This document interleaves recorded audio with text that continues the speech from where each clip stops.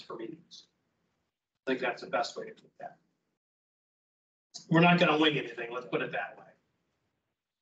All right, the function of the chair. We don't need to go into that. It's pretty daunting. I have 8 different things that I will be responsible for. Subcommittee chairs. Anybody, and you don't have to answer now, but I do need to get answers at some point in time. Chief Smith has volunteered to serve as the chair of the training subcommittee. Anybody on the other subcommittees, if you have a particular desire to serve in the position of chair, please let me know now. Think about it, send me an email, call me, we can talk about it. But ideally, I'd like to get chairs selected for the remaining subcommittees by the end of the week, if at all possible.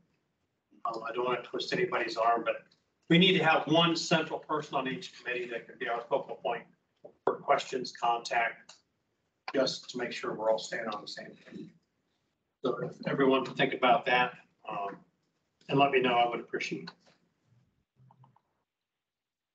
Okay, the task force members' responsibilities, attending all scheduled meetings to the extent possible, actively participating in discussions and activities, completing assigned tasks, serving on at least one subcommittee, and respecting opinions of the task force members. That's it. Now we understand that not everybody's going to be able to make every meeting. We get that, we understand it. That's why we will try to make sure that we keep our record keeping tight so that you can at least catch up. I'm always available to catch people up if they miss a meeting, tell you what happened and give you a summary of what to do. That's never going to be an issue. Okay. Any questions on our charter? Any need for suggested changes or modifications that anybody sees right now?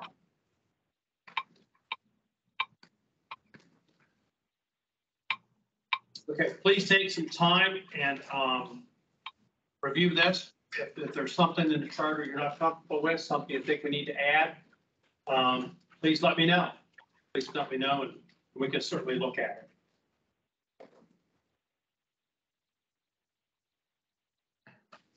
All right, now the $64,000 question. What do we think our first step should be? Where do we go from here? We're organized, we're here, we've talked about what we're going to do. We focus a little bit on why we're going to do it. Now, how do we start?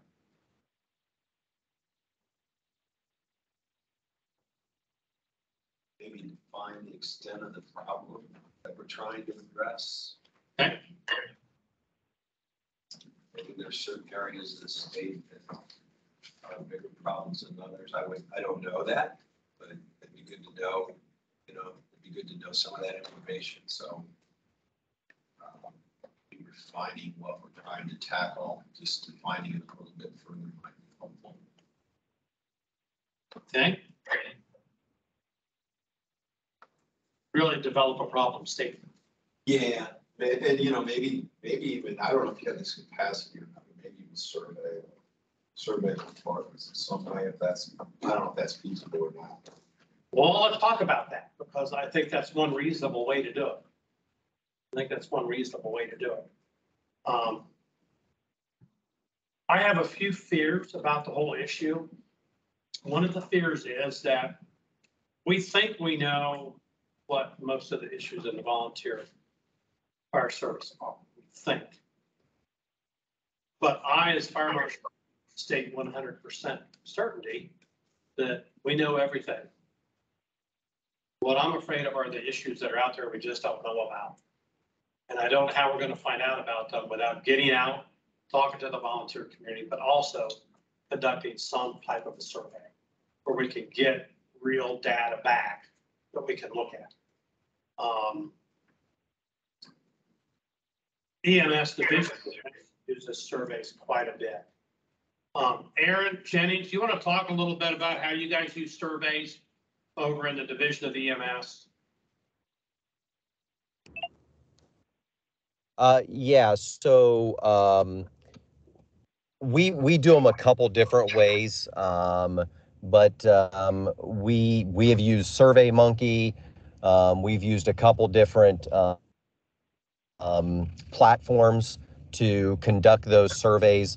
Probably the biggest challenge that I'll just throw out there is probably anybody in this group that has done a survey before will relate to this, is just simply getting responses. And so what we have found, of course, is doing a lot of legwork ahead of time with getting the information out there and really telling the story of why you are conducting the survey is very, very helpful, and the importance of why you're doing it and how that information will be used. The other thing that we have used as well is Gov Delivery is a platform that we use. Marshall, I don't know if you guys use that over in Commerce, over there at the Fire Marshal's office or not. Again, that's a challenge sometimes because it will go to spam folders and email and things like that. So we have been able to glean information. The other thing that we could look into, and I'm totally talking off the top of my head here, so I would have to do a little bit of research on this, but we also do surveys when people decide to not, certificate holders decide not to renew their cards. We will ask them some preliminary questions or send them a survey to find out, why they didn't renew, and so on and so forth. And I have some of that data up through 2021 that I can share with this group at any time, that gives a decent snapshot of why folks aren't renewing their certification. So, Marshall, I don't know if that's what you were looking for, but that's a quick overview of how we survey individuals. Aaron, could you send that data to me so I can share with everybody? That Yeah. might get us a good start on some reasons why people are leaving. Yes, absolutely. And I will tell you, I will shoot that out. We actually, it'll be, if it works for you, Marshall, it will be in the PowerPoint format. We just actually finished the MFATS board retreat last month, and we presented that to the board. I mean, it doesn't allow you to get deep in the weeds as far as data. It's not an Excel spreadsheet, but it gives you a good bar graph overview of high level of some of those metrics there. So, yep, I will ship that to you probably first thing in the morning. Perfect. Thank you. I was doing some initial research to get ready for this, and as you might imagine, we're not the first state to ever grapple with this, right? The National Volunteer Fire Council has a number of resources on their website, research studies that have been done in other states. International Association of Fire Chiefs have addressed this. There's been a number of papers written through the National Fire Academy's Executive Fire Officer Program on different aspects of rural fire service, whether it's consolidating fire departments or volunteer recruitment and retention. And one of the things that Marshall has said repeatedly as we've gotten ready for this is what we don't know that we don't know is some of the biggest challenges, right? We know some of the things we don't know, but it's those things we don't know that we may inadvertently stumble over. And one of the disconnects that I came across in reading some of these different studies that have been done, surveys that have been done in other states, is a lot of the respondents are fire chiefs, but in the studies or fire officers within the departments, but the studies that went deeper and actually talk to the volunteers at the line level that were still on the department and asking why they're staying, and then going out into the community and asking the former volunteers why they left, there was some big disconnect in what the officer corps thought was going on and what actually is going on. So I would encourage us to cast a wide net and look at some of those other issues as well, and we might find out some things that we don't know that we don't know.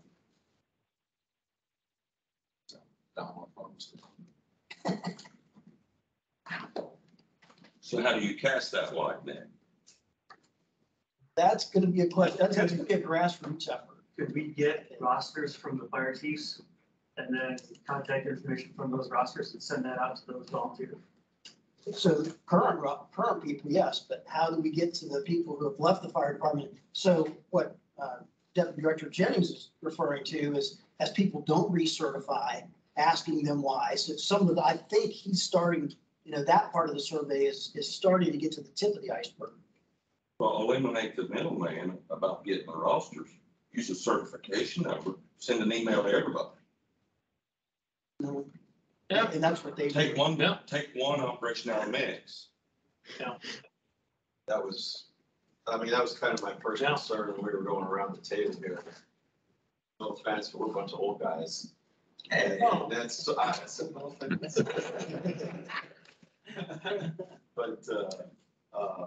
we probably want to talk to the younger, younger people, right? We do. We need to get everybody. I mean, there's obviously challenges with the younger group coming in with fire service, there's multiple. And it's hard for us, me, this age group, to understand some of those things, but we have to. Yeah. Whether we want to or not, we have to. And the surveys are interesting in the fire service because, we could send them out to all 1,180 fire departments. Well, if we just do a fire department survey, we're getting, whoever filling that out, we're getting only their views. Exactly. Representing their department that may or may not really represent their department. The Chiefs Association did a volunteer survey, a very, very preliminary survey in 2019. They had 2,400 responses, but it really led to more questions than what the survey answered. They asked 12 questions, very basic questions, things that we all are familiar with now. But I think that's a good idea. Everybody with a certification number. So, Aaron, how hard would that be to accomplish?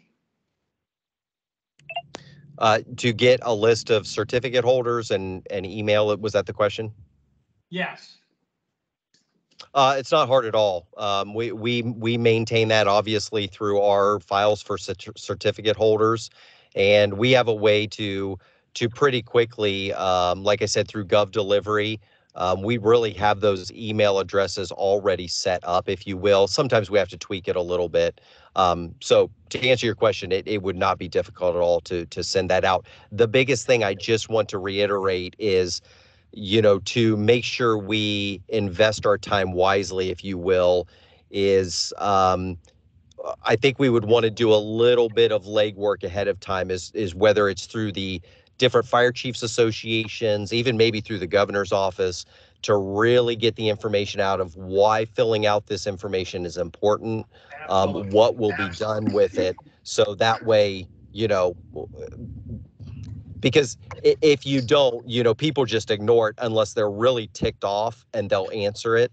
But, other than that, unless you paint that picture, your data can really be skewed. What's your typical response rate for most of your surveys? Do you know? Well, I'll tell you, Marshall, that normally the metrics that we get back are kind of difficult. I won't go into all the reasons why. A lot of it just deals with IT and different inboxes and things like that. It's hard to gauge that a lot of time.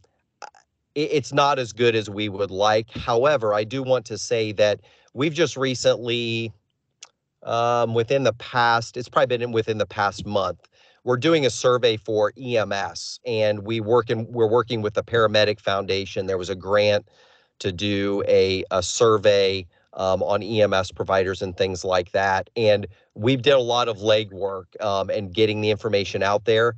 And we were blown away with the response within hours. We were getting several hundred responses back. And I don't know where it sits. It's been 2 or 3 weeks since I've seen the metrics on that.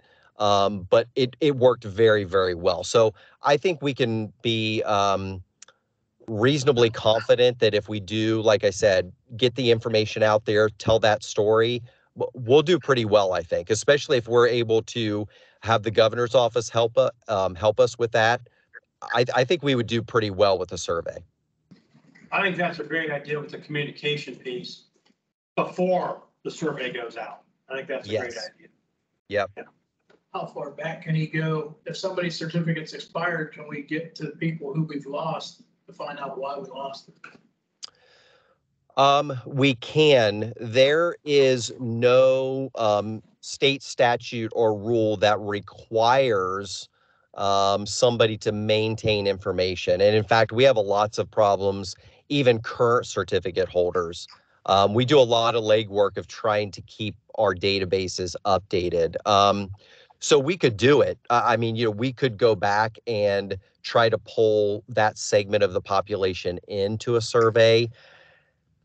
I think that we would just always have to have the footnote on that it's not necessarily a good representation because of, if people have been, let's face it, a lot of the big reason, or one of the big reasons people are not renewing is they're retiring. Well, they may be moving out of state. They're not updating their information.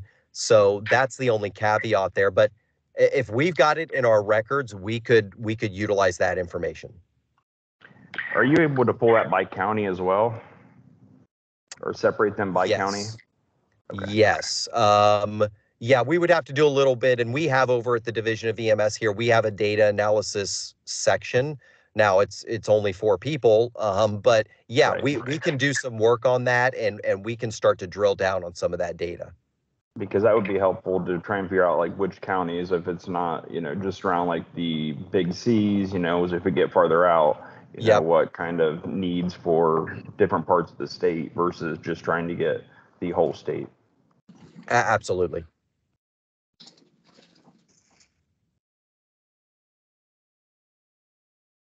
Yes, John. So not really knowing much about this. Like anywhere I've lived, it's been a full-time fire department, so excuse some of my questions. What's the number? I guess what I'm trying to get to is, at some point, we've had a high number of individuals that have worked as volunteers. There's a number today, and there's a gap. So how many what's the gap? And then with an aging demographic, we talked about and impending retirements, that gap is likely getting bigger each day. So what's the need versus what's out there today? Well, I can tell you several things. I mean, Aaron, do you want to talk about some of that since it's your survey? Yeah, and I'm sorry, I'm just getting back to the office because I was up in Cleveland, so I don't have all those in front of me. But the information that I send will have kind of where we are, and will also give some good information. The past, I believe, the past 10 years of where we've come. I believe that's the data. So. Yeah, I mean, I think one of the big things, and this is not going to surprise you guys, are going to call me Captain Obvious, but it's an attrition problem. So we're seeing people leave the fire service, which we know, but and we're also seeing this through enrollment in the fire charters and EMS education facilities. Their enrollment numbers are significantly lower. So people are just not entering the field. So that is a big portion of what we're dealing with, that they're just not, again, they're not coming in to the field anymore. So as far as the numbers, what I send you will have all of that. And I'm sorry, I just can't speak to it right off the top of my head. From what I can kind of remember, John, the average age of the volunteer in Ohio is, I believe it's 57.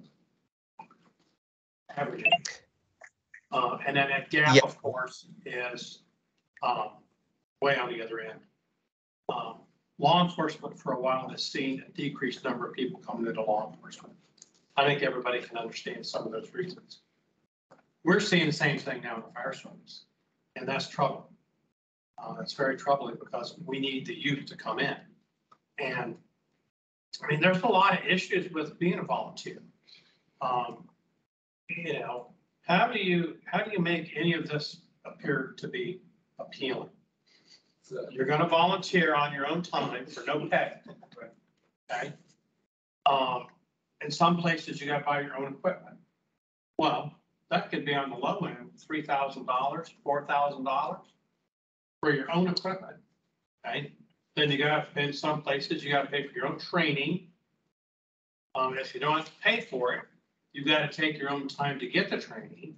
150 hours. 150 hours, and that's only if you're a firefighter.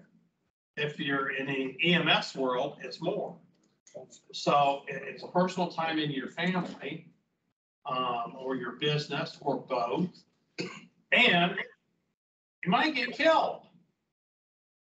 So how do you make all of that sexy? That's where we're at. Now, we've had generations where that was never a question. They did it anyway. They didn't care. Now the up and coming generations look at those things much differently than all of us have. And that's where we have some of those barriers getting created. These jobs are good jobs. They're fantastic jobs. But we also have two kinds of volunteers. And that'll be helpful for you to know. Fire services typically had volunteers start out as a means to an end. In other words, they become a volunteer to go on and become a full-time firefighter somewhere else. It's their start. It's their internship. And we need those people. We call them pass-throughs. We know we're going to have them for a year, maybe 2 years, and they're gone. God love them, we need them. But we're going to use them and they're part of our team while they're with us. The bigger component that we are really, really missing is just the average community volunteer that wants to serve their community. They want to help out, they want to do something. So they don't have any goals or aspirations of doing it professionally. They want to do it to serve their community. And that's where, at least I think, we've got a much bigger problem. People just aren't coming forward. And that gets back to volunteerism. Volunteerism nationwide is down in large numbers, huge percentages. People just aren't volunteering. And the fix is not to take all these volunteer fire departments and make them full-time departments. That's not the answer. That's just not the answer.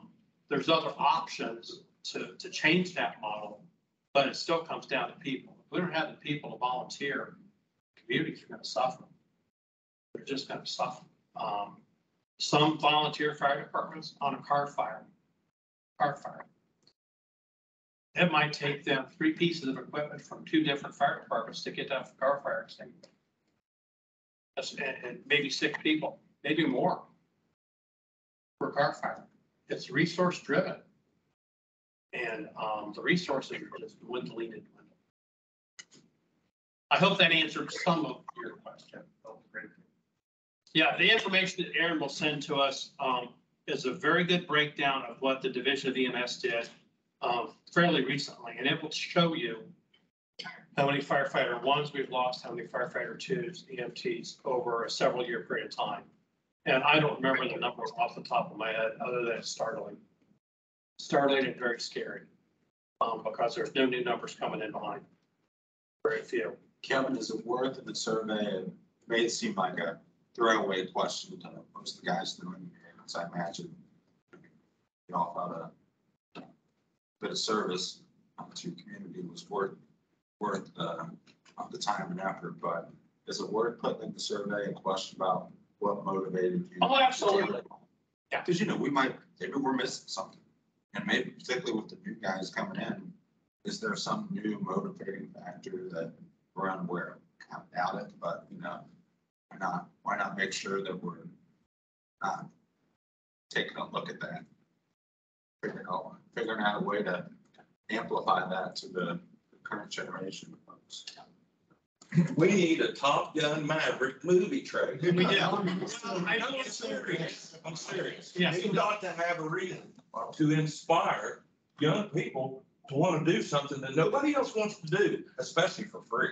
So especially at their own personal thing. Back in the day. So I watched that 911, like Austin or whatever, Rob Lowe's in it from Dayton. Got to call Rob. We need Rob. No, to your point, we're starting to look at that. I've met with our director of communications, Michaela Hunt. We're in the next, probably starting in July, we'll start looking at how to put together a 30-second and a 60-second PSA on becoming a volunteer firefighter. So we're not gonna have to worry about that. You'll all be hearing about it as we get closer, but we're gonna do that on our own. That's just a must do right now. It's a must. This is DJ.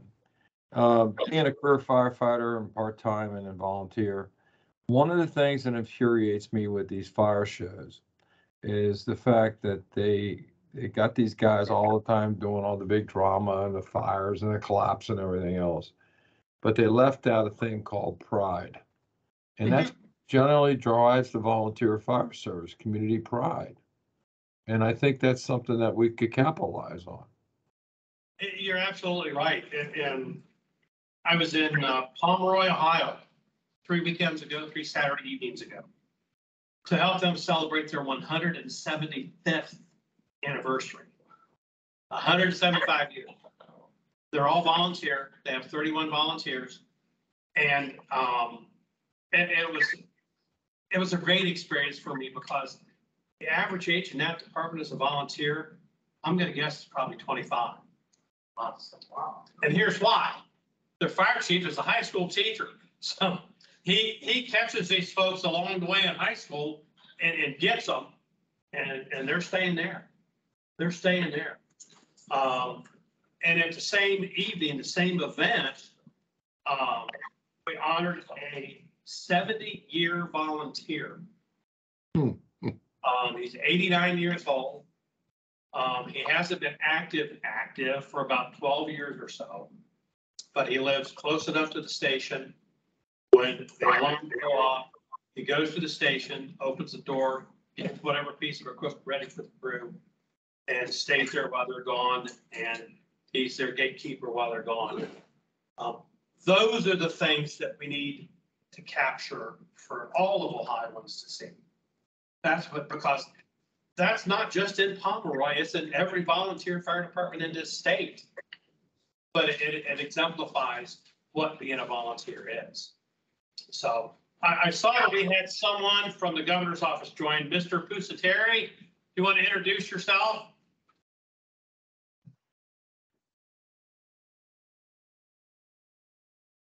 Hi, this is Andy Pusateri. I'm in the governor's office. I do policy for the governor on a few areas, and I cover commerce.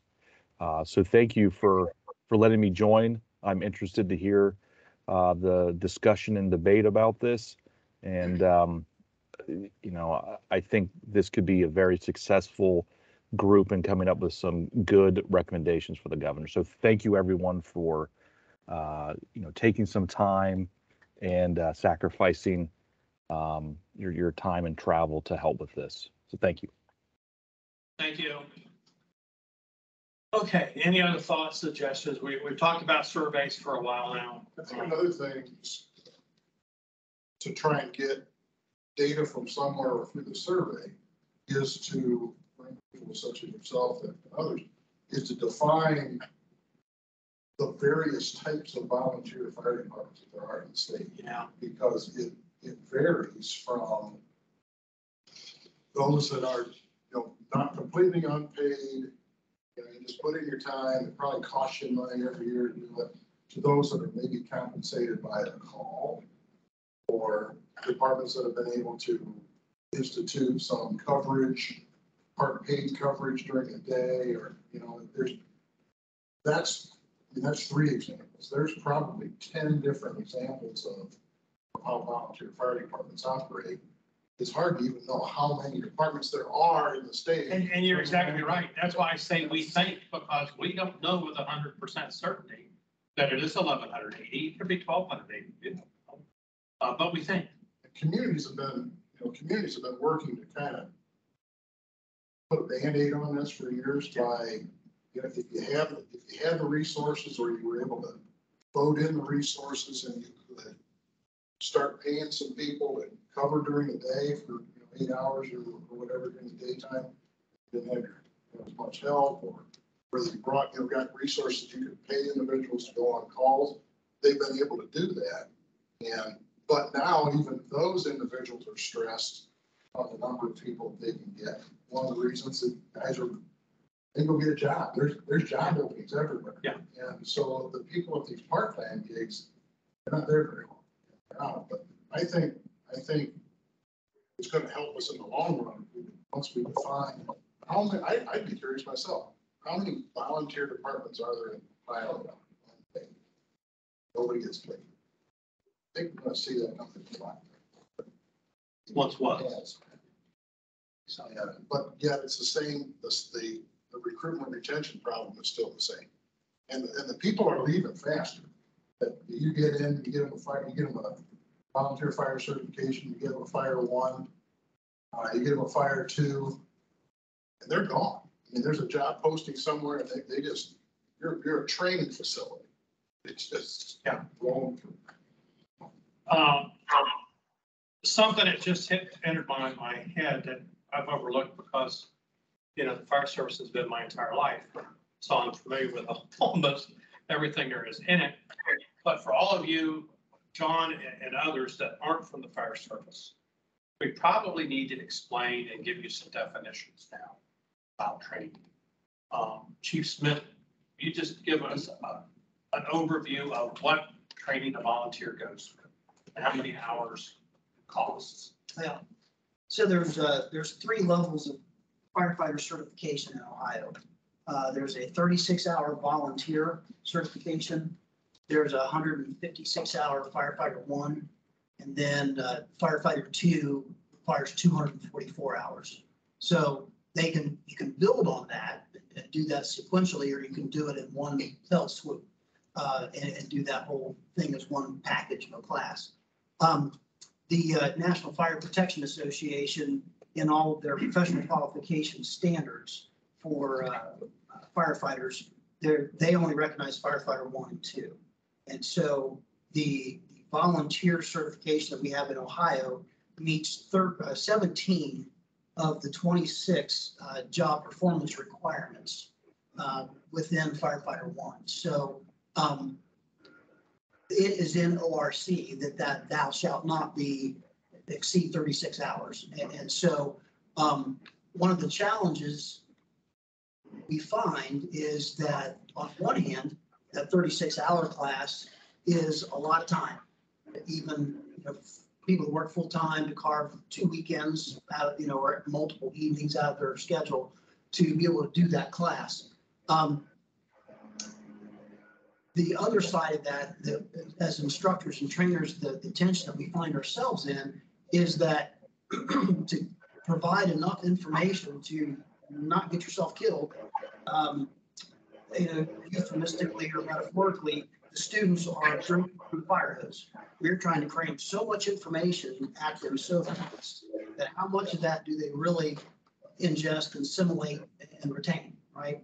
And so NFPA is actually in discussions right now with, as they reach 5 years, all of their standards, they're looking at an exterior fireground support firefighter, which as a protocol standard, which would very closely align with what our volunteer program is set up to do right now. The problem is that we know all over the state, people with 36 hours of training are going into burning buildings, and they haven't had any fire behavior, and they haven't had very, very low of live fire training. And most of us, right? Most of us grew up in an environment where most of the furniture in our houses, especially our grandparents' houses, was built out of hardwood and cotton and wool, and so the way that stuff burns, you can set a fire in a house and a half hour later, it's still a campfire, okay? But all of this plastic and polypropylene and polyethylene and all of this petroleum-based plastics that furniture is made out of nowadays is solidified gasoline.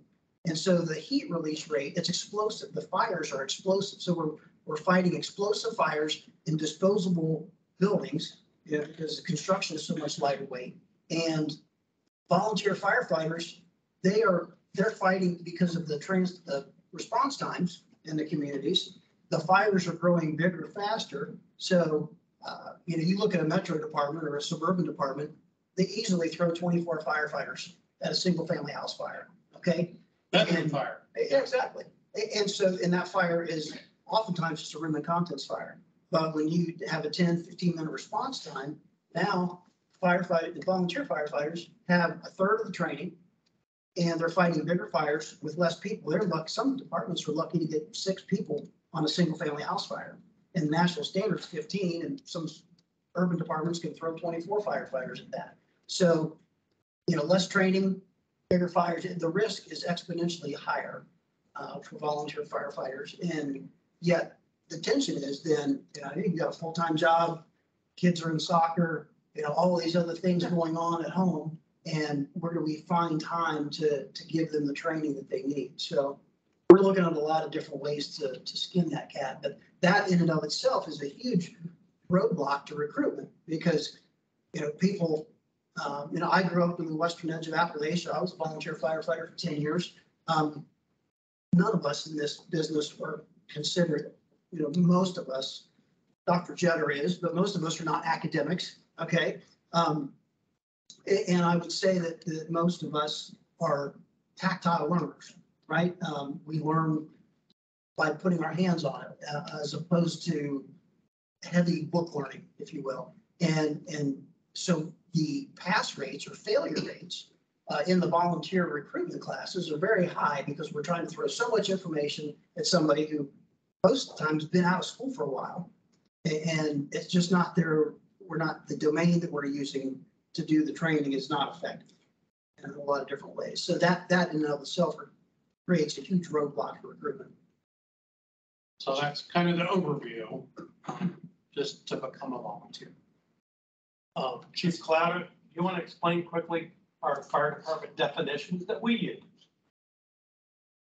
Which ones are we talking about? Oh, a full-time paid, volunteer, competent, all that, yeah. So how things go most of the time for what we're talking about here with NFPA kids, it's either full-time or volunteer. There's nothing in between. For what we have in Ohio, we have everything from full-time department. Everybody there is paid 100% of the time. We have a combination where they can be either a full-time department with some volunteer or part-time members, or it could be a combination department of part-time members with volunteer members. It could be just a straight up part-time department, and it could also be a volunteer 100% of the time volunteer department. So you see how the complexity, just that alone is, and I've been doing this for 20 some odd years, and it still twists your brain around a little bit. Like, how are you figuring that out? So those are part of the issues that we have is reaching all the different groups that we're talking about where there are still some form of volunteer, but they also might have something else going on with it. So those are the issues that we see with this too.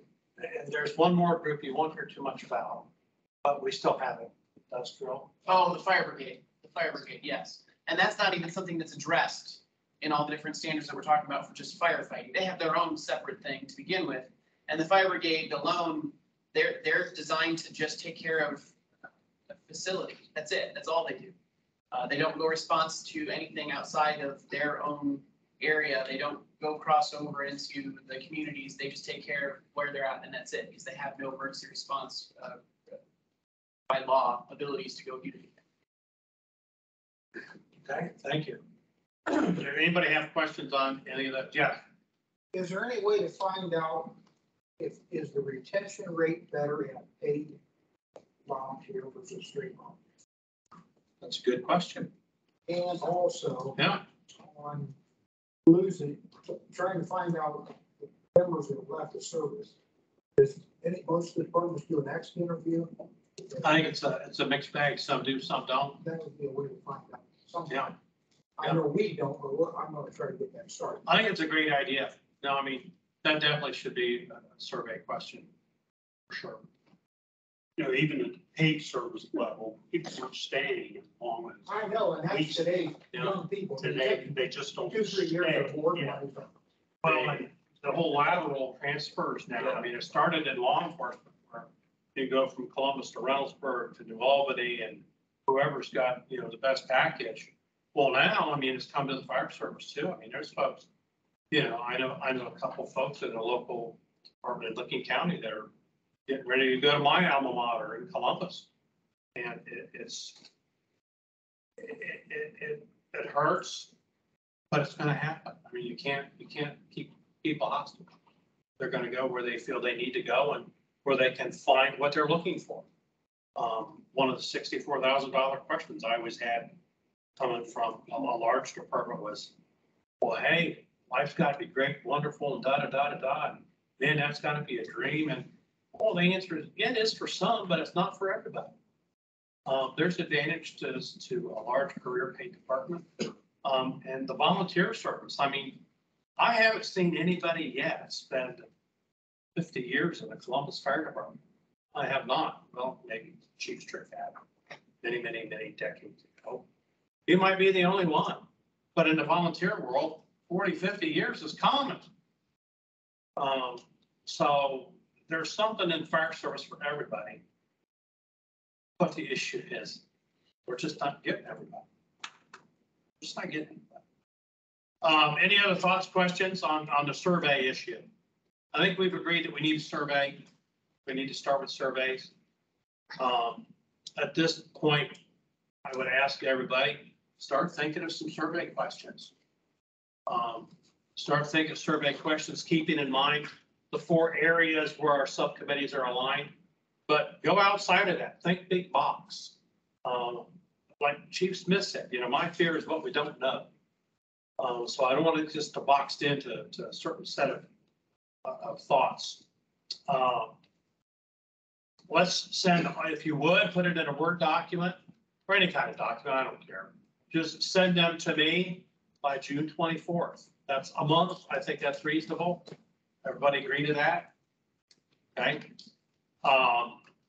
And then we'll get them out. We'll start going through the questions. We'll start looking at them, picking, choosing, editing, and with Aaron's help and Division of EMS, because they are really expert in surveys, we'll start getting some things together to look at. But I agree. I think it's a good way to start. Any of the things we think we know, or just that we think we know? We need to find a way to make sure that we know. How many questions are you thinking? Surveys to me can get way too big. Well, and small. Let's get the questions together first and look at them. I mean, I agree. I don't think it needs to be so long that people tune out. I had somebody send me a survey. Oh, it was Ohio Health. A while ago, sent me a survey after a visit, and they say it's a 5-minute survey.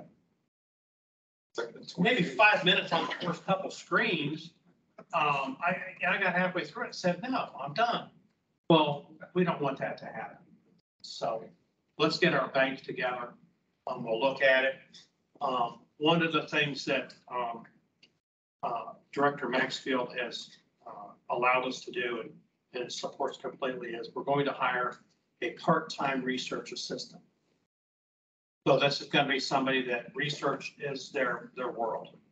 They're not going to be from the fire service or law enforcement or public safety. This is an academic person that has some relationship to research of issues. This is an issue. The one young man that we're looking at right now, bringing on board, has a bachelor's degree in city and regional planning. Well, this is a really good one for somebody that's a city and regional planner. So we will be utilizing him in a lot of different ways, but he will be a resource for all of us as we go down this road. He'll be with us for the duration of this project. So, and we're actually trying to team him up with one other researcher so we can have two. Because we want to make sure we get the data right. We want to make sure it's justifiable and complete. And we don't want to try to miss anything. So once again, we're bringing somebody in from outside our world to look at this and help us, which I think is a good thing. I think it's a good thing. Also on more than one venue for the survey. Absolutely. Just on paper doesn't get it, just electronic doesn't get it. Yeah, we've got to have some multiple ways to do it, I think. I think we got to have some multiple ways to do it. And I think the key, maybe we do a graduated approach. Maybe we try to do it by email. If we don't get a response after a certain amount of time, we do the mail. You know, if we don't get a response by mail, maybe we'll see if there's a proper way we can make a phone call. If you want to accomplish anything, you're going to have to throw some money at it one way or the other. Yeah, absolutely. Yeah. Yep. No, I agree. Well, the volunteers already given all there. Well, they are. They are. Yeah. Yeah. Yeah. You know, and you know, that's a good question we should ask. as a volunteer, how much of your personal money are you spending to be a volunteer? Well, it's about $4,000. 4,000 a year. Yeah. To serve your community. I think we need to think about things like that. And, you know, I mean, when you start talking about these issues, it's not hard to see why we're not getting people. We've just been blessed and very fortunate to have had the people we have now for so long. Now, when we're talking about recruiting and that piece, we can't forget retention. We can't. My fear is that we pay equal attention to retention as we do recruiting. Because if we continue to have the bleeding of people leaving for whatever reason, it's not gonna help. It just isn't gonna help. So that's why we married those two issues together as one of the subcommittees, because they really do go hand. We can't forget who we've got. We just can't. So. Any other comments, thoughts? Yes. As I think of recruitment, I started almost 3 years ago with working with the schools on recruiting. First thing I thought of is how the military is doing it. And as you talk about the surveys, we have access to talk to the military on, are their numbers going to be on, where are their numbers at? Is it we have access to see on how do they have the same issue right now when it comes to recruitment? I bet there's something out there. How they do. Yeah, it's a good point. I'll poke around to see what I can find out.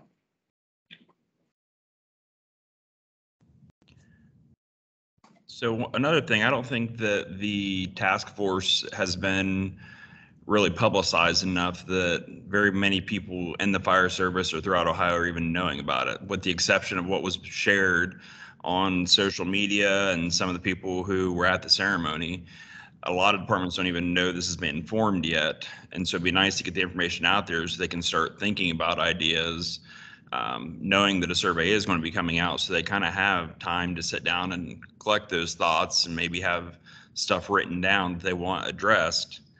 That way we're not just getting what they are thinking about when they sit down to try and fill out that survey.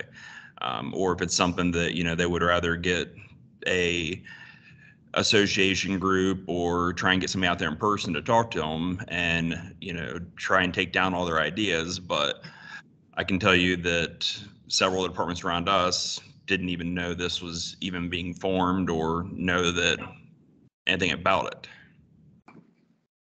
I think we've got to do a huge communications piece pretty quickly, just to start getting that out. I think we've held back a little bit on doing it because we wanted to get this group together first. We didn't want to have information out there that you weren't aware of, didn't know about.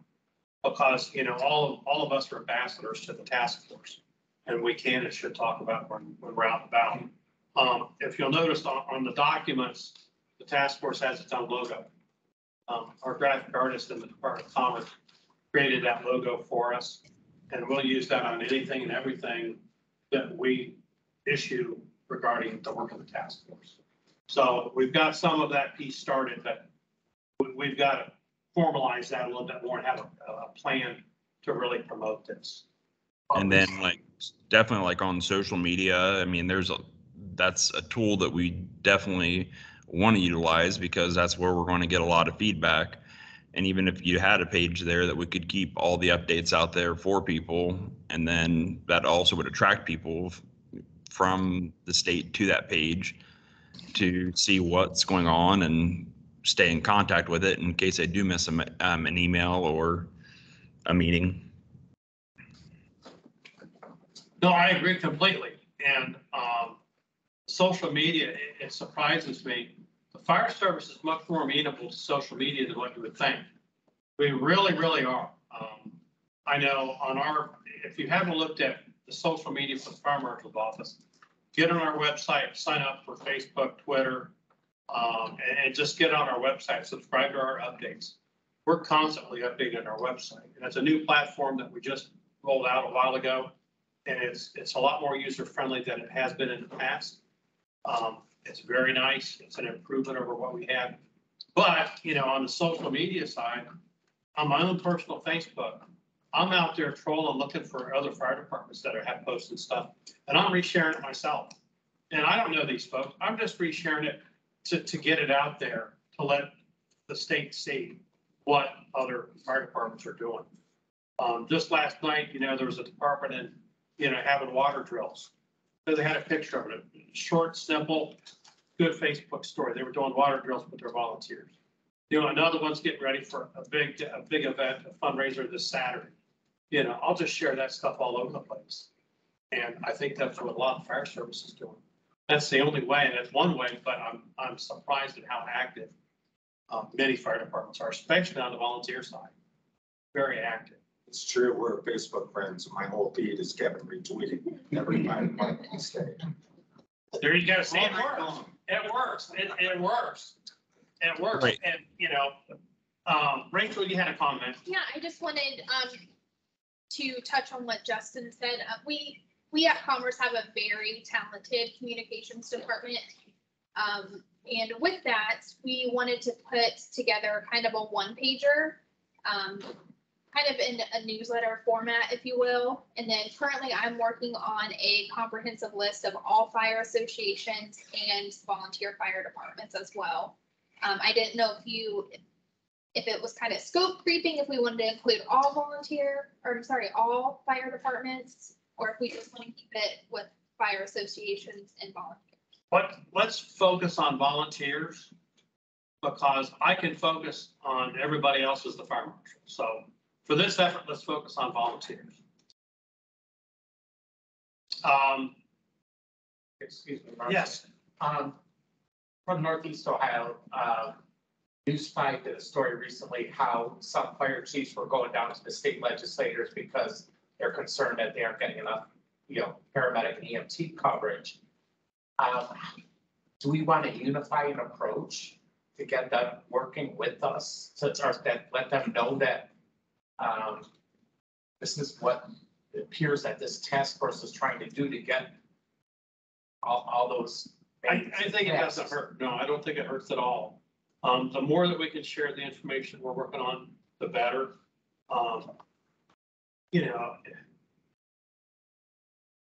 The volunteer issue is one issue. EMS shortages. My friends at the Division of EMS can tell you first chapter and page on where those shortages are coming from statewide. It's also nationwide. So, working with them, I think that's a good idea. We can share the message and let them know what we're trying to do. Let them know what we're trying to do. I think that's a great idea. That's a great idea. It's all the common goal of serving our Ohio residents. It is. Whether it be fire, EMS, it's all many times one service. Yeah. No one has asked the question yet, and I'm sure people are wondering, maybe you are, maybe you aren't. With all the attention that we're going to spend on the volunteers fire service, what's the rest of fire service thinking? And what do they think about this? Are we ignoring them? Are we slighting them? I can tell you from what I've talked and what I've heard, I have a fire marshals forum of the Metro Chiefs, and I have a group that I meet on the volunteer side. And we haven't had a combined meeting yet, but it's going to come down the road. The Metro Chiefs and the larger full-time departments, they get it. They understand. They have no qualms, no reluctance, no concerns over the attention we're giving to the volunteer sector. I think everybody understands it. Two vastly different worlds doing the same thing. So they get it. So I'm not worried about any blowback from that at all. They have different issues. There's some same crossover issues. Even some of the full-time departments are having trouble recruiting people. So now they're getting people, but they're not getting the large numbers that they used to get. In that way, the problem's a little bit different. What's that? They're picking from our pool. Well, yeah, no, They can't say what you need us to do. it's the poaching. Yeah, it's the poaching that's taking place. Your training's around. Yeah. Yeah. So. I think too, what we have to look at is the EMS only. Yeah. There's a big market of nurses that just don't want to do the fire. They don't. 90% of our calls is EMS. It is. There's some firefighters that come in and they don't want to do the EMS, they just want to be a firefighter. So yeah. To open it up. Yeah. And you used to have options. When I came on, you had options. But as the longer I was on in a large department, the narrower those options got. I mean, if you join the Columbus Fire Department now, you're going to become a paramedic. Whether you want to be or not, you're going to become one if you want to keep the job there. And for a lot of folks, that's fine. But we all know being an EMS isn't for everybody. It's a little bit more advanced math in some circumstances than you might think. But in other areas, there's still options. And I think that's the nice thing we have is fire services diverse enough. We can do a lot of different things, but we can't do any of it without people. So, okay. And I'll just say a couple of things like workforce development that I hear through the County Commission Association. You know, the workforce is shrinking and we're fighting that battle. I hear from a lot of employers that these employees today, they don't want any overtime. 8 hours, they're done. So I'm trying to think, well, how do we entice them to go volunteer when they might be thinking, well, that's another job. I don't want that. You got a little bit of a window. You got a little bit of a window, even when they get out of high school. Then they get married. Then the children come along. Then they drift away a little bit. Then the sports start a lot earlier now. So they're gone and then they kind of drift back. It's get older and can drive and stuff like that. That's the pattern I've seen. And that, what you described, is not compatible with what the chiefs will tell you about the volunteer world. That don't come together. They're opposites, and that's getting worse. It's getting worse. You gotta learn to live with that. Yeah. Being a chief, you gotta learn to live with that. Yeah. You can't say, where we had training last night, we had training, you need to be here. My kid had a ball game. Yeah. And family doesn't come first, the rest of it's not worth it. Yeah. Yeah. Yeah. And so I think you gotta have buy-in from the family. We do. You gotta reach out to the family. That's key. Yeah. Well, and you know, everywhere I go, everywhere I travel, I always, if it's an event like in Conroe where families are there, I make it a point to thank them first before I do anything else. Because their loved ones can't do what they're doing without their support. They just can't. They just cannot. And I tell you, we forget about that sometimes. When I retired, I'll tell you a quick story. When I retired, I had about 4 months where I was truly retired from leaving Columbus to my next post-retirement job. So I had time to play retired for a while. I got bored real quick. I mean, it's just bad. So I had time on my hands. I'm at home and we have a fireplace. They have bookcases on both sides of it. And I'm like, you know what? That looked better over here. This looks better over here. My wife would come home, quit moving stuff around. Yeah, whatever. And you know, we had a series of things like that happen. And it culminated one night when the furnace company called to schedule our winter check on our furnace. She's talking, she's scheduling it. I'm raising my hand, going, I can do that. I can do it. I'm right here. I can do that. She ignored me completely, kept talking, got off the phone, looked me right in the eyes and said, who do you think you've been doing this for the last 30 plus years? And the light bulb came on, problem solved. But we forget that. So and you're absolutely right. None of what we've done is possible without family support. And we forget that too many times. We just do. Because think of the stresses on the family. I mean, volunteers, you know, my time was scheduled in Columbus. Every third day I was gone. Volunteers, every third hour could be gone on a bad day. And that's in the middle of family meals, events, things like that. So we're back to, again, how do we make all this look attractive to want to serve your community? So we've got a lot of things to think about. Anything else before we move on? We've got 35 minutes left. Roundtables. Under item 5B, under products for outcomes, we talked about surveys. Roundtables, I think we need to take and go on the road. I think we need to go northeast, southeast, northwest, southwest, and central. I think we need to have at some point this summer and conclude them no later than mid-fall. We need to have regional meetings of the task force where they are open to the the fire service community to come in, especially the volunteer community, and talk to us. The agendas I envision for those meetings will be brief. We want to hear them talk. We want to have a dialogue. We won't have an agenda like this for those meetings. It'll be very short. So, is everybody in agreement with that? People who've already seen emails, I'm already getting people who Good. want to be a part of this. Okay. Current or retired. That want to sit. Well, let's do this. Let's, through all of your connections, the central meeting location, we'll use the Marshal's office for the central. We'll make that the last one. Let's start thinking about possible locations. And send me your thoughts, suggestions of people who volunteer to host one of the meetings. We need a space. I hate to be picky, but ideally we want to be able to have the option to have a Teams platform available, some IT support, and also be able to include the public that can, join a meeting in some way, shape, or form. We'll have to work on that with our IT folks, but those I think are the kinds of things. So we need just one spot. Ideally, if we can find locations, in the central part of each one of those quadrants, I think it would be great. Northeast Ohio, we already have one, Chief. And Brian Peterman has offered, I think Mahoney Career Center. Now he offered them. I don't know if they've offered themselves, but Brian offered them. So, we've got that one, but the other areas, I think we need some suggestions. We need to define the region to some degree. You know what? All of our region maps are different from the Marshal's office because they're based on bureaus. So,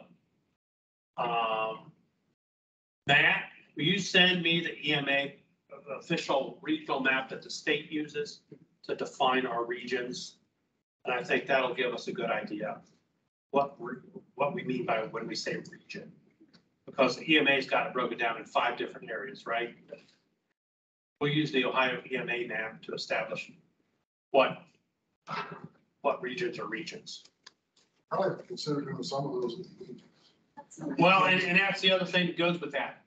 Let's think about times and, days of the week. And I need that from all of you anyway. It's another ask I'm gonna ask you to do before we leave, but we need to know what dates and times are good for you all. Mayor Finley today, we found out, and we actually knew, but I've forgotten, it's my fault. He has mayor's court on Thursdays, on Tuesdays and Thursdays. So he's never going to be able to participate at this particular time. So I'm sure all of you have some other things as well as everybody online. So we kind of need to know. We're not going to find a perfect date, but we want to try to find some dates and times that work for the majority of the task force. Because it's going to be important for us to work together that way. Just looking for Northwest Ohio right now, and it's already on the books. Northwest Ohio Volunteer Fire Conference is in June. Oh, it's in June. It's in June. If we would get with you, and that Northwest Association is 288 volunteer departments in Northwest Ohio. Can you send me some info on that and contact? And so there's one. They're going to be up in the wait. Their meeting is on the 18th, their actual business meeting. It's a Saturday morning. Is their actual business, when they have their annual business meeting for the conference. Will you talk with them, reach out to them and ask them what time would be good for us to perhaps have a meeting if folks are willing to give up part of a Saturday to do that? I can reach out to the association.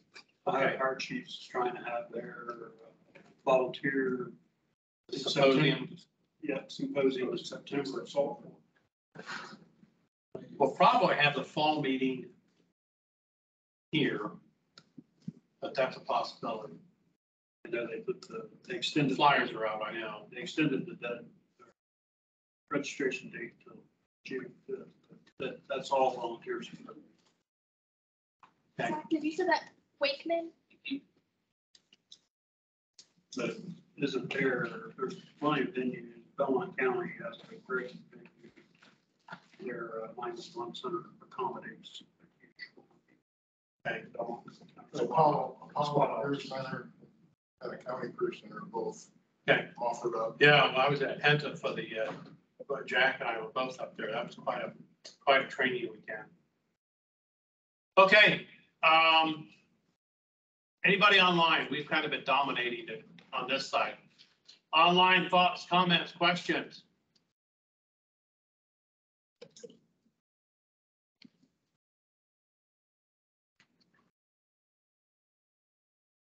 Okay. All right, we've got the round tables. The rest of this is going to go kind of quick. Item 6, our communications. We don't have a communications plan right now because we're not put one together. That's something we've got to do, but part of that package is going to be an awareness package about the task force, what we're doing, what we're trying to do, and defining that target audience to get all this information out. So that'll be forthcoming. Andy Ellinger, who introduced himself earlier, is our PIO. Andy's part of our very talented communications team that we have here in the Department of Commerce. And everything we ask them to do, they knock it out of the park. So I have no doubt that they'll deliver on this. Including the Hall of Fame awards, which if you made it, you said COSI this year, I think we have to get a bigger venue. We got a bigger room next year. Get your nominations in. Love to have your local folks, down here. And that's a good point. The Hall of Fame is something that's actually comes to the State Fire Council. They offer that every year. And we honor our peers that have done extraordinary things. And we also honor those that have had distinguished careers. And we also honor citizens that have done heroic things. It's a fantastic program. This year was the first time ever that wasn't conducted inside this facility, as it had been every year prior. We took and invested and really trying to honor these firefighters and these civilians the best way we possibly could. And this facility is wonderful, it's beautiful, it's great, but it's not big enough for that type of an event. So we moved that event to COSI. We had almost 400 people in a ballroom rated for 400 people. It was that close. And we have to move it next year to a larger room. We had great participation, but like Director Hahn said, we'll be getting out here in a few months information about the Hall of Fame.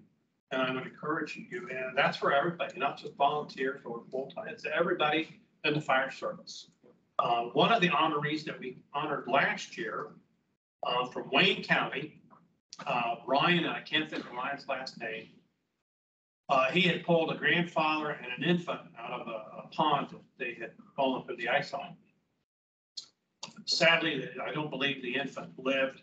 Grandfather did, and he was one of our honorees last year. And just yesterday or day before, he was honored by President Biden for a National Heroism Award from the president. So that's an Ohio connection, and you didn't see too much about it anywhere. I saw it on Facebook, and it's sad things like that don't get a little bit more notoriety. Very fine young man, really was a difficult rescue given the resources he didn't have and given the circumstance that he did have. Very, very heroic.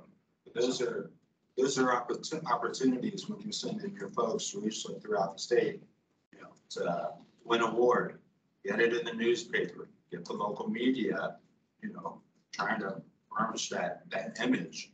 So it's going to be a lot of little things. Sorry, I had to get my plug in. No, that's a good one. In terms of our operating and logistics, item 7, our expected time commitment. I wish I could give you definite. Well, our start date's today. I can't give you an end date, folks. We want to do this right. The governor does want that, our initial report in a year, but he didn't say that's a final report. That's his initial report. Our initial report to him is in a year. I think we'll have a very busy 6 months, first 6 months, getting the survey questions written, getting the survey questions selected, bringing on board our research person, pulling all the parts and pieces we've talked about together, very busy 6 months, but I think at the end, we're gonna be in a good spot to take a look and see what we've got and ask ourselves some questions. And look at what data we have. How often should we meet? Throwing it out there. What's best for everybody? I hate to meet just to meet. I like to have meetings that are productive and not a waste of time. Are we gonna meet separately in the subcommittees? Yes, you will be. Yeah. I would think that would maybe dictate how often this group needs to meet. Okay. What the subcommittee Good point. decide, so. All right. What tasks. So let's focus on the subcommittee chairs, trying to get some names of people that want to chair those. I don't think we should go longer than 6 weeks probably between meetings with the subcommittee work.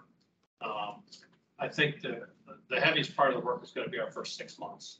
I really do. I think this is going to be the hardest, busiest part for us is the first 6 months.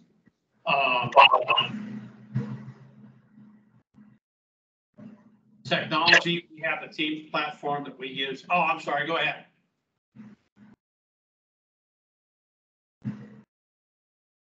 Is there an online comment? Okay.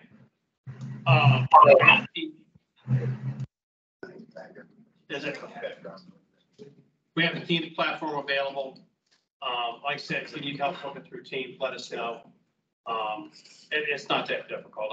I've figured it out, but I'm still learning about it. If you use Zoom, you can use Teams. Just another question, just about meetings outside of here. Yeah. Would we be wise to maybe have some just smaller meetings with some of these groups too, that weren't like an actual, public meeting with a few individuals to gather some information, get some input? Absolutely. I mean, I would encourage everybody to do that as part of just being on the committee. I was just some little focus group thing. Yeah. Just gathering that information, because I was thinking about what Zach had said about Northwest. Their agenda is pretty tight, limited time on that Saturday, but I think they'd be thrilled to have a few representatives come to that meeting and just entertain 30 minutes or so Oh, absolutely. of just input and and again, a great way to spread, here's what's going on, here's a survey that's going to be coming, go back and make sure your people take the survey.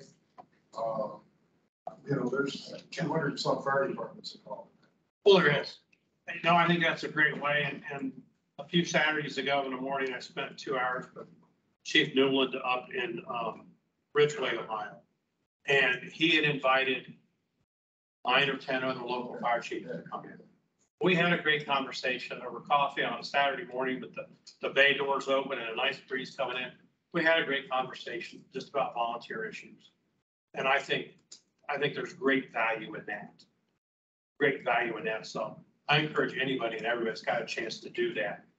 Go out and talk to them. Go out and talk to them. One of the things that we are a victim of our own success in the volunteer world and in the fire service in general is access to emergency services is so easy. 911, I need help. It's easy. You call and somebody shows up. We somehow need to start communicating the message at the local level. People in the smallest of towns and townships need to understand the complexity of answering that 911 call. There's just the part of answering the call, number one, but the other end of that is the complexity of getting the right people to help you. We've made it too easy. Trucks show up, people get off, we help. We're at a point now the general public also needs to understand. We've got to educate the general public about how hard it is to get them that emergency service. Because I think that's one thing that's going to help down the road financially. Because, the financial myriad of how so many of these departments are funded, I'll describe it in one word, it's a mud. It's a mud statewide. The departments I've been, I don't think I've seen any department funded the same way other than the career departments. The volunteer sector, it's all over the place. And there's huge challenges there with that financial piece, huge. So I'm encouraging, the fire chiefs that I meet with, hey, make sure that people understand what it takes for you to show up at their doorstep. You don't have to make it complicated, just let them know that's not as easy as it seems. And it takes a commitment from the community. So, okay, got off track here a little bit. The regional meetings we've discussed about,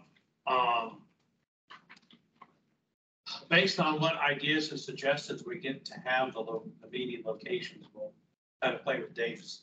Ideally, I think if we can start the first one sometime in June, somewhere, and then go June, July, August, or June, July, September, October, something to get those 5 meetings done. I think it's critical with task force meetings perhaps in between. If we see we're going to run up against too many meetings and deadlines, we'll just try to keep meetings like this a little bit shorter, a little bit more focused. We've covered a lot of ground, I think, today, just from an organizational perspective. But we needed to do it. Anything else? Yes. Did your survey get questions by June 24th? June 24th. Get them to me in whatever format. PowerPoint, Word document.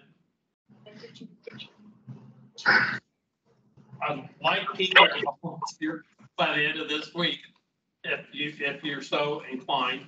If you have questions, please let me know. We've got one already, so we only have 3 more spots to fill. We do all. And Chief Smith is actually be a member of the chair training, but he's also going to be a member on the other committees, just so that he can get in his mind for us to make sure that we're hitting everything that you all think we should be touching on. But we're not missing it. So Chief Smith will be our eyes and ears to make sure that we are coming from you all. Will we get a breakdown of who's on what committee? Yes. Yeah. We've got the list set it out with our meeting notes. Everybody got their first choice.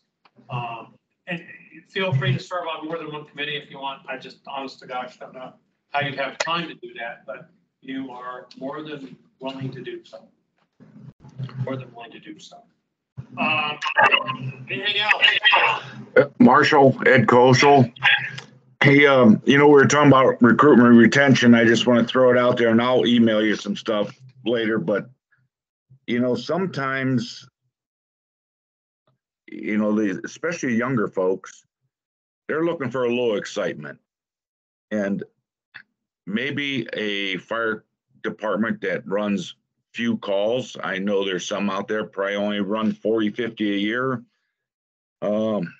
Maybe 2 a week, around 100. And if they work a full-time job, they're going to make very few of those.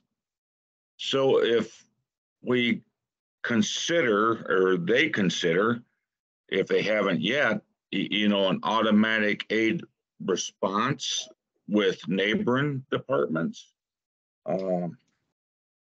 that might boost certainly the response, and also give them some calls under their belt, if you will.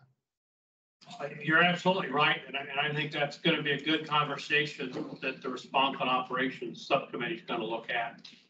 Should be looking at. I mean, we have fire districts in Ohio. We have a few. They've had a rocky start in Ohio. But those that are out there, if you talk to them, they'll tell you it's worked out well for them. Yes. But that's not the answer for everybody. And that's what we have to keep in mind. Whatever we come up with, folks, has to be general enough that applies to everybody.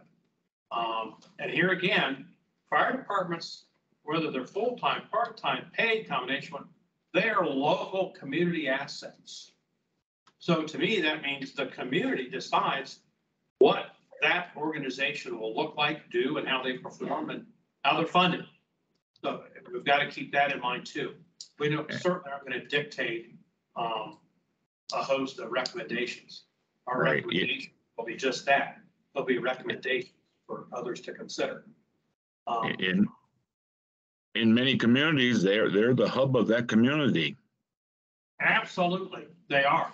They're the source of everything. We know at some point in time, and Director Hunt can address this, one of the governor's issues with us doing this in a timely, relatively quick manner is the next budget cycle. You want to talk a little bit about that? Yeah, it's done by design. You guys know the fiscal year next year ends June 30th. So having a report finalized, if there's legislative changes that need to be done, you know, there are a lot of legislative members who are very excited that we're doing this because they're hearing from you guys, they're hearing from colleagues that, you know, there are changes, there are things that need to be done. And so much as, you know, they require legislative change, the governor wants to pop those in the budget bill. You know, it'll be timely and, you know, be an opportunity to potentially get something done right away. So if we have things that require that, you know, a fancy commercial with, you know, Kevin Costner or Bravo or whatever talking about how damn cool it is to be a volunteer firefighter, that doesn't be a legislative change. But if there's something that we do, then that might be a potential need. So can't make promises. It's, you know, requires the legislature to work with us, but that's why he wants it done in a timely manner. So, Marshal, that budget opportunity. Marshall, this is BJ. I think that really needs to be brought out in the finance committee because I think that's something that everybody would be in tune to because of the financial situations that are going on in a lot of communities. And I think that would help the governor address these things with the legislators because naturally we know, like, when it comes to spending money, they like to do things their way, but where the real need comes is down to the local level. So that's key, I think. Oh, you're absolutely right. I mean, I have met with, you know, we have met with scores of legislators that want to do something. And it's great they want to do something, but there's something might work over here, but it ain't gonna work over here. We need to have something for the majority of Ohioans and their safety. So they're on hold and the governor, that's why we're under the gun to do this because he knows there's going to be financial implications and we don't want to miss that opportunity for that next budget. So exactly. I think that's going to help quite a bit. But yeah. Another thing to consider when we're picking up these survey questions is to think of some possible answers.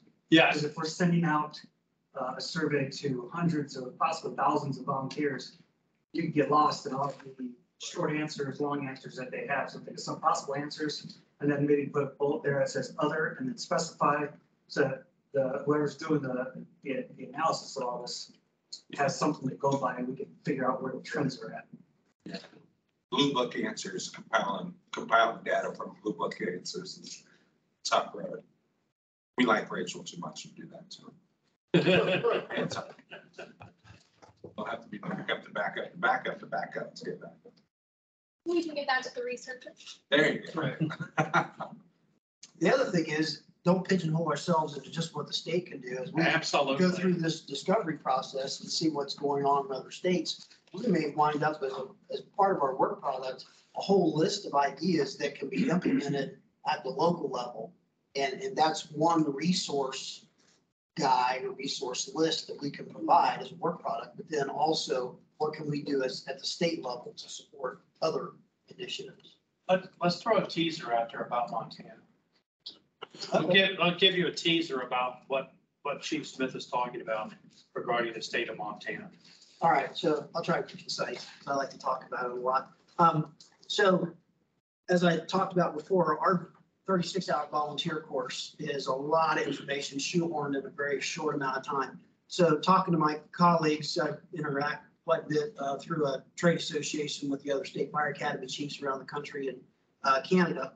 And what they're doing out in Montana is incredibly interesting.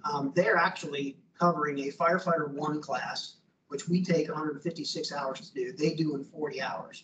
And I was astonished initially to talk about that with this guy. It is just like the college is accredited, we're accredited also. So our accrediting bodies are the Pro Board and IFSAC, which is the International Fire Service Accreditation Congress. So those are just like you would have a college that is accredited by a certain body. And this program is accredited by both of those fire service accrediting bodies.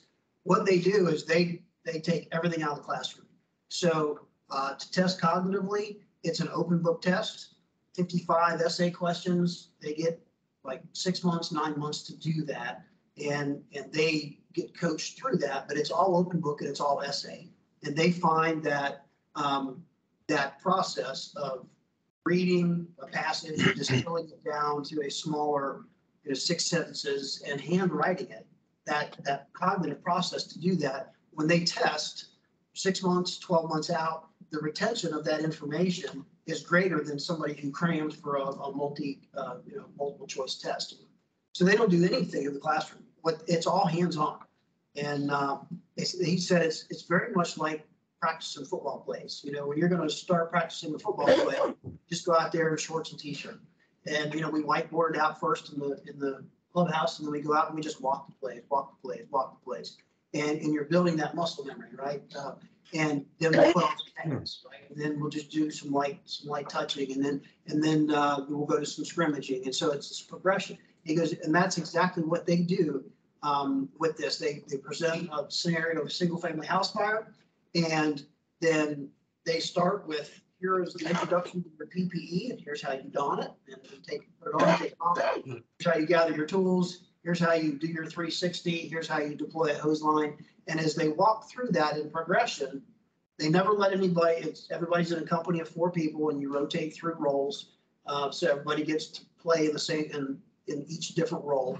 And he said over the course of that week, they probably put their turnout gear on 1,500 times. And it's just that muscle memory. And if somebody does something incorrectly, like, for example, as you're donning your mask, if you don't pull your straps back, if you pull them sideways, it's all stopped. Everybody resets and starts over from the beginning. So you don't allow the student to get that dopamine hit that they accomplished a task because they didn't do it perfectly. And they test them out, and there's no like in the National Register, you have critical failure points, the things that you can fail, but it doesn't fail you in the station. Everything's 100%. You have to hit 100% of everything perfectly in order to pass the certification test. And the retention rates 6 to 12 months out later are astronomical. So we're looking at what we could do to completely reinvent how we would do the volunteer class here in Ohio, as a dip our toe in the water and see what that looks like. We're going to look here at the academy how we do some of our other IFSAC accredited classes that way as well. So some novel outside the box thinking, and I think that's what it's going to take in all 4 of these subcommittees, is how we look at what's going on in other parts of the country. Yeah, that's a good teaser. I mean, that's pretty innovative. I mean, I never thought you could take 36 hours and make it into something like that.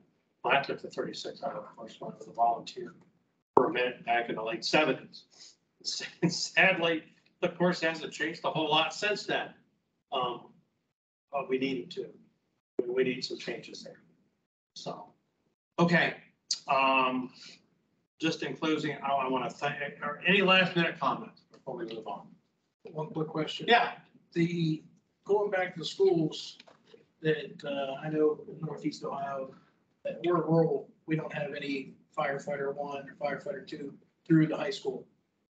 Do we have access to see your state of Ohio where those are on a map? Do we have, maybe we could try to get them to get kids in school too?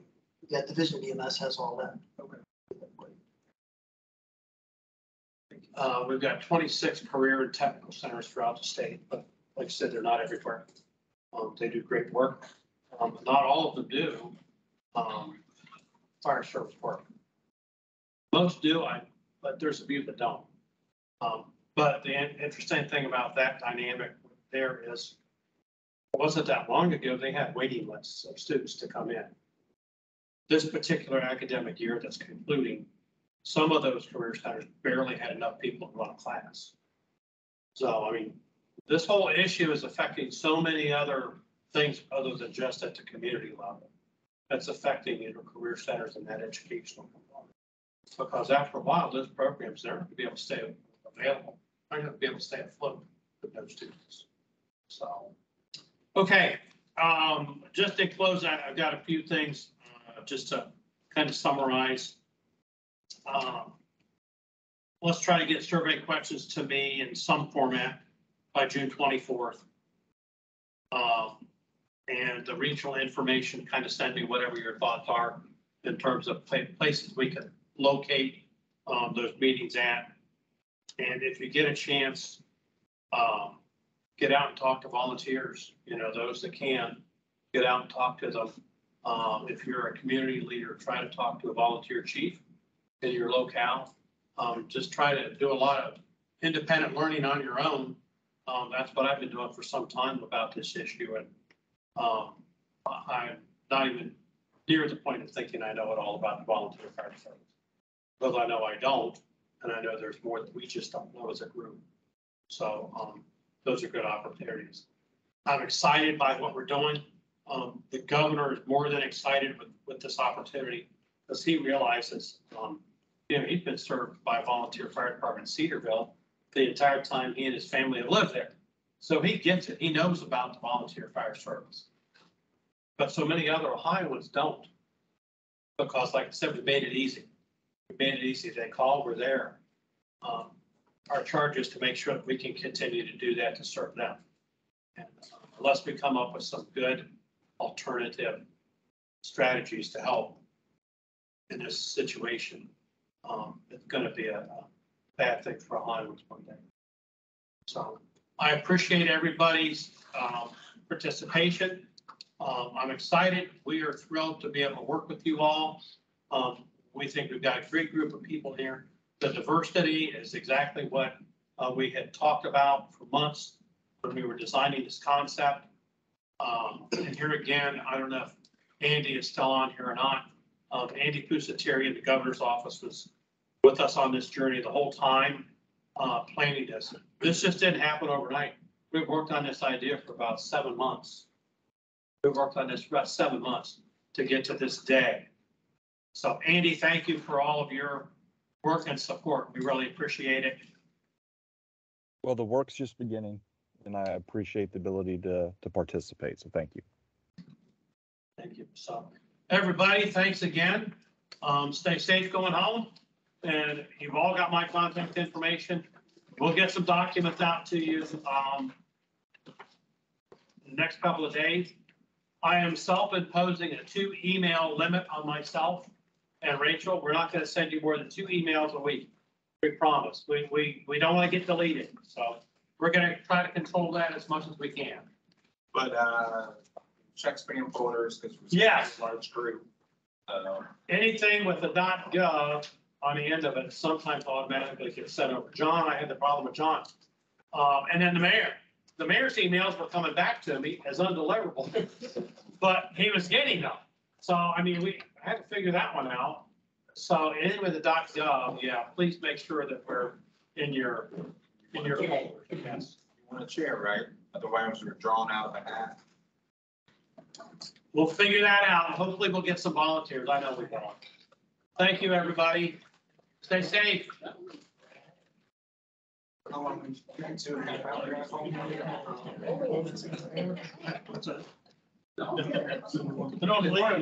Get rid of them. 77. So I just feel you are. Yeah, very good. That is going to be good to be. That's going to be very helpful.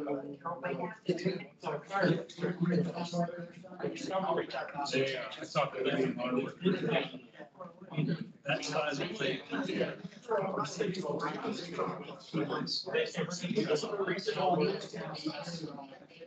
I have 4 girls, so now they only have Yeah, they're gonna.